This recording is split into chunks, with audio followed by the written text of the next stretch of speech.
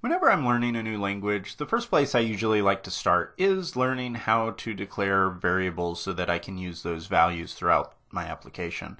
And with Swift, that's how I'm going to go through it as well.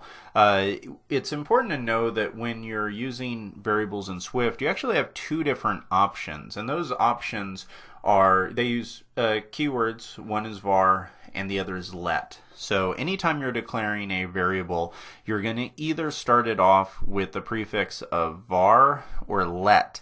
And the difference is var is for variables, meaning that they are values that have the ability to change. So if you're familiar with other languages that use different things like mutable or immutable versions of variables, that's exactly what this is here. So var is a variable that is mutable, meaning it can mutate, it can change, and let is a constant, meaning that it is immutable and you cannot change it. So once you've declared let and set the value, it's going to remain that value for the life of that object. So now that you have a decent idea of just the basic syntax for declaring variables, let's go into the code and actually see it in action.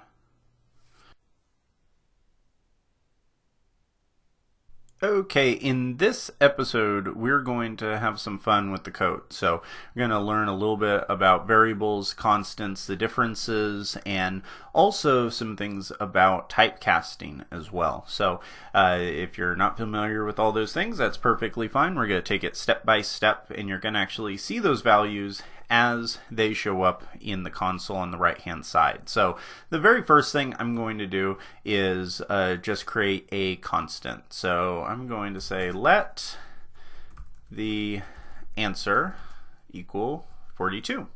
And you can see on the right hand side it shows that that value is going to be equal to 42. So if I want to call the answer, you can see that it's right there. You can then also do things like we've seen where we have print line.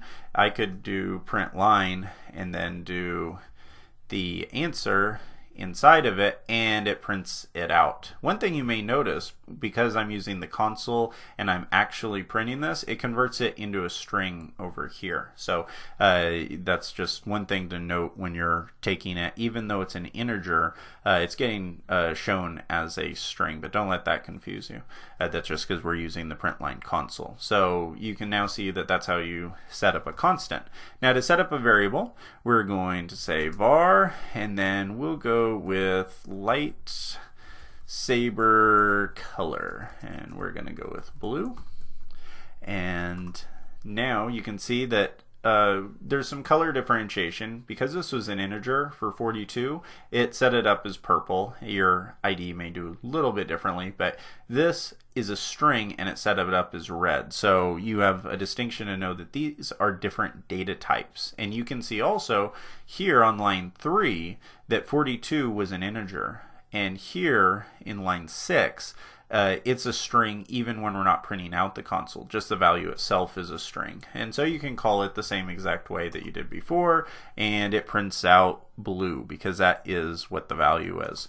Now if I want to change it, because you notice this is a variable, if I want to change it, I can change it as easily as just doing lightsaber color equals red, because we went to the dark side, and there you go. Now it has changed lightsaber color to equal red, and now if I come back and change lightsaber color, you can see that the value itself has actually changed. So when you change this value, you're changing it permanently. So that's a very important thing to recognize whenever you're changing the value of a variable you're working with, because that can get a little bit tricky.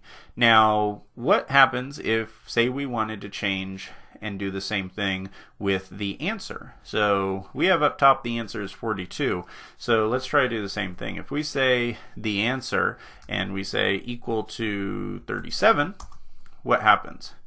It still says the answer is 42, but it also shows that we have an error. And if we click on this little exclamation mark right here, it says cannot assign to let value the answer, which means that because it's a let, meaning because it's a constant, it doesn't let us do that. So if you're setting up something as a let or as a constant, then you are not going to be able to change it. So we're just going to comment that out. To comment it out, you can just hit Command and then the /, and it's going to automatically comment it out, and that fixes the error. Obviously nothing's rendered because this could say anything. I could do this and it's just a comment, but that's how you set up comments inside of Swift.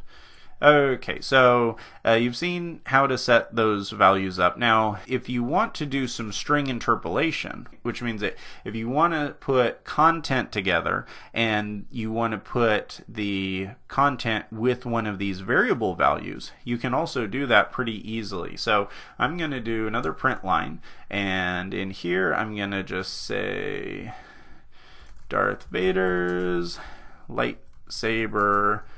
Ooh, not lifesaver.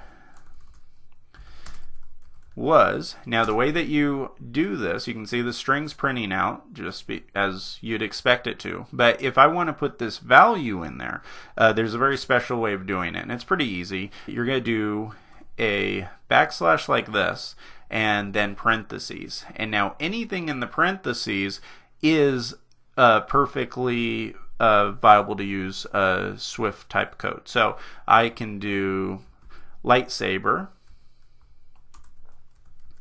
or lightsaber color,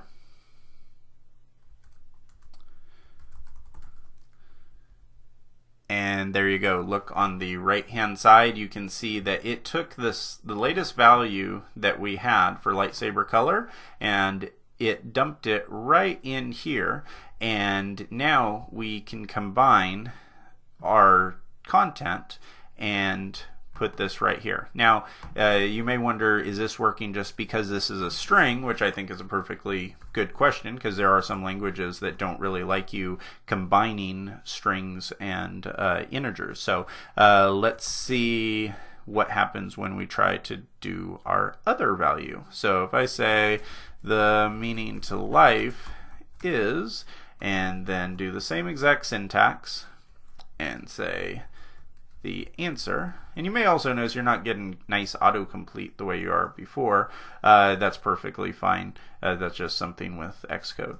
And finish that off, and now you can see it takes this and it allows us to combine the integer inside of this string call. So when you use string interpolation like this, this actually just gets rendered as whatever the Swift code is.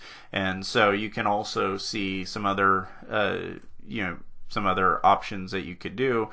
Say that if I wanted to do 40 plus 2, you can see it actually renders that. So instead of feeling like, oh, I can only put variables in there, what string interpolation means is that you can actually put the code inside of there, whether it's a variable, whether it's a function, whether it is a like I just did right there, some kind of computation. All of that's possible, and that's something that as we start to get into what the applications can do, then then you're going to find this is very helpful. So that's how you can use string interpolation and print out those values. Now to see some other value types, let's play around with some integers and floats and things like that. So I'm going to say let the integer 5 equal 5, and on the right hand side you'll see that we have a 5. Now let me do the double, so the double 5, and set that equal to 5.0, and you can see that's going to do 5.0. Now, one thing about Swift that is very, very different from Objective-C or Java is that it allows for dynamic typecasting. So you have the ability to take whatever the values are, and then it can assign what type of data type that it thinks it is. Now, this is cool, and this is something that if you're coming from a Ruby or Python background, this probably seems completely normal. But one thing to note is there is kind of a best practice with Swift developers that's emerged where you still declare what data type it is, and so you can still give an explicit data type even though it lets you do it this way. And when I'm building a production application, the way I usually do it is I will still declare the data type because it's just a little bit less confusing for me when I go back and look at the code. I'll know, oh, was that a string? Was it a double? Was it an array? You know, what was it? And I can, just by looking at the variable declaration, I can see what it was. And the way to do that is pretty basic.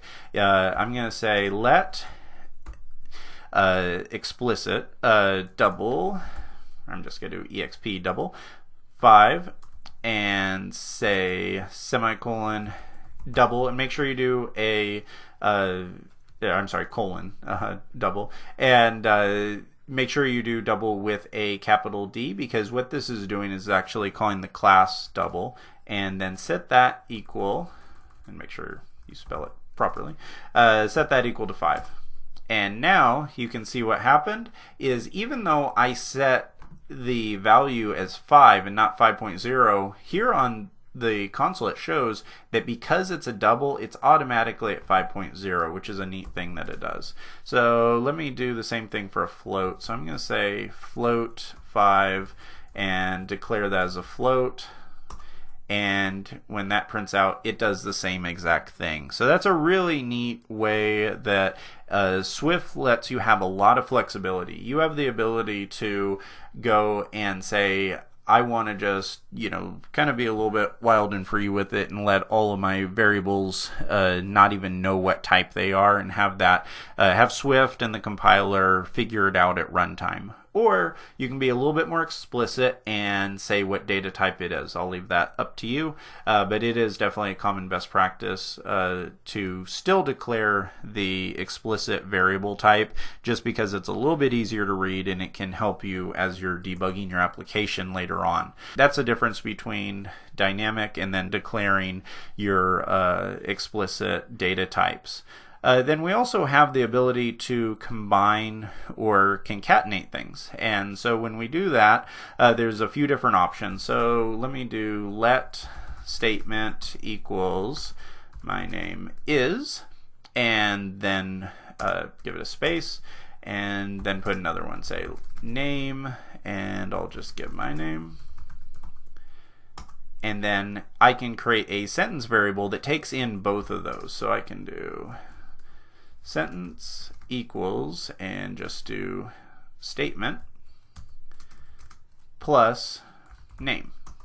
And then if I want to print this out, we can see it's already printing out right here. And then we can also dump this inside of a print line statement, and it does the exact same thing. So you can see that's the way that you can concatenate two strings together. So you may wonder also, can I concatenate other things? Like, can I concatenate a string with an integer and still be able to do it without doing string interpolation? And the answer to that is absolutely yes. The way that you do that is we're going to set up another statement right here. We're just going to say statement 2, and for this one we'll say my age is, and then we'll give it an age that's actually going to be an integer. So I'm going to say let age equal 31, and we'll let it be a dynamic integer. So it's implicitly an integer. And so if I try to do something like this, let sentence 2 equal statement 2 plus age, you're going to get an error. You can see it. The error that is going to get rendered is cannot invoke plus with an argument of type string, because you can't combine a string and an integer. But what you can do is you can typecast this. And so the way that you fix this is just by going in front of age and doing capital string, just like this, And now you can see my age is 31, and so this gets rendered out properly. And so what we essentially did is we called a method on age called string, which converts age into a string data type. This is called typecasting. So whenever you're having to put things together or you're running into errors where the data types aren't compatible, this is something that you're going to find incredibly helpful. I have to do this on a pretty regular basis, and if you're developing production Swift applications, you will too. So this is how you can take a integer, convert it into a string so that it can work inside of a sentence or anything else that requires a data type. If you're working with APIs and you need to take in values from a JSON API, for example, JSON is always rendered as a string, so you need to be able to take values, convert them to integers, and then you can use them inside the application.